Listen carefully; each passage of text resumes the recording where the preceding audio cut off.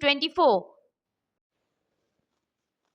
8 তারিখে দেবলীনা বণিক যশোর রোড ভগবতীবাগ থানা নাগেরবাজার থানায় আসেন এবং অজ্ঞাত দুর্বৃত্তদের বিরুদ্ধে বাড়ি চুরির বিষয়ে লিখিত অভিযোগ দায়ের করে।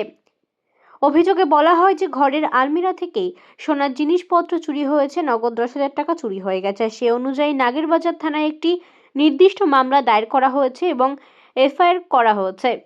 তদন্ত চলাকালীন এসআই রাজেশ বিশ্বাস 20 তারিখে কার্তিক সরকার নামে 43 বছরের একজনকে গ্রেফতার করেছে। তারক সরকার গ্রামের মাঝেরচর থানা কল্যাণী জেলা নদিয়া থেকে পিসি প্রার্থনার মাধ্যমে ব্যারাকপুর আদালতে প্রেরণ করা হয়। পিসির সময়কালে তার কাছ থেকে চুরি যাওয়া সমস্ত জিনিসপত্র, সোনার অলংকার এবং উদ্ধার করা হয়েছে। তদন্ত চলাকালীন এসআই রাজেশ বিশ্বাস 20 তারিখে কার্তিক সরকার নামে একজনকে গ্রেফতার করে এবং তাদের বিরুদ্ধে ব্যবস্থা নেওয়া হয়।